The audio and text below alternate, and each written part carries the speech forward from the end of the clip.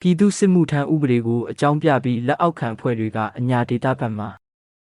အထမဖမ်းဆီးခံရတဲ့လူငယ်တွေကိုရှမ်းပြည်နယ်တောင်ပိုင်းမှာလူကုန်ကူးတယ်လို့အယောင်းဝယ်လုပ်နေတယ်လို့မျက်မြင်သက်သေတွေကပြောပါတယ်ဒီဘက်သတင်းဖော်ပြချက်အရအာဏာသိမ်းစစ်တပ်ဟာပြည်သူစစ်မှုထမ်းဥပဒေကို2024ဖေဖော်ဝါရီ10မှာအတည်ပြုပြဋ္ဌာန်းခဲ့ပါတယ်အဲ့ဒီနောက်ပိုင်းစစ်တပ်နဲ့လက်အောက်ခံတွေကနိုင်ငံအနှံ့မှာပြည်သူစစ်မှုထမ်းဥပဒေနဲ့အကျုံးဝင်တဲ့လူလက်ပိုင်းနဲ့လူငယ်တွေကိုအထမဖမ်းဆီးတာတွေပြုလုပ်ပြီးအဆင့်ဆင့်ရောင်းချတာတွေပြုလုပ်နေတာပါအဲ့ဒီထဲမှာအညာဒေတာမှာအထမဖမ်းဆီးခံရတဲ့ယာနဲ့ချီတဲ့လူငယ်တွေကိုရှမ်းပြည်နယ်တောင်ပိုင်းရွှေညောင်မြို့မှာအယောင်းဝယ်ဈေးကွက်လုပ်နေပါတယ်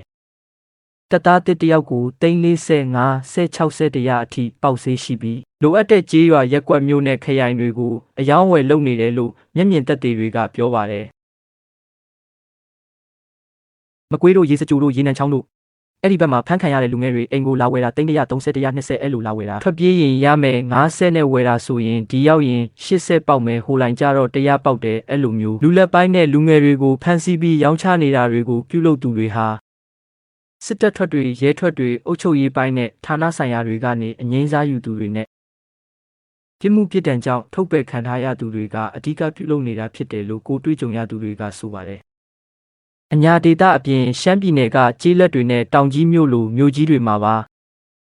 လူငယ်တွေကိုအထမဖမ်းဆီးတာတွေရှိနေလို့ပျောက်ဆုံးအဆက်အသွယ်မရတဲ့အခြေအနေမျိုးတွေနဲ့လည်းကြုံတွေ့နေရတယ်လို့ဆိုပါတယ်ဥပမာစစ်မှုထမ်းအတွက်ပတ်စံထည့်ပြီးတော့လူစားရှာတယ်ဆိုရင်350ဖြစ်သွားပြီဟိုတနေ့ကတောင်ကြီးကတယောက်လဲပျောက်သွားတာမျိုးလဲတင်မဲ့ဆိုင်ကယ်နဲ့ထွက်သွားတာကိုအခုသတင်းမရတော့ဘူးအဲ့လိုမျိုးတွေအများကြီးပဲစစ်တပ်ဟာပြည်သူစစ်မှုထမ်းဥပဒေနဲ့လူငယ်လူရွယ်တွေကိုအထမလူသစ်စုပြီး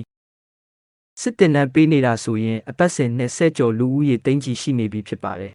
။အဲ့ဒီစစ်တင်နှံစင်းတွေကိုနိုင်ငံအနှံ့ကရှေ့တန်းစစ်မျက်နှာတွေမှာအသုံးပြုပြီးဆုံးရှုံးနေတဲ့နယ်မြေတွေကိုပြန်လည်ထိန်းချုပ်နိုင်ဖို့ထိုးစစ်ဆင်နေတာဖြစ်ပါတယ်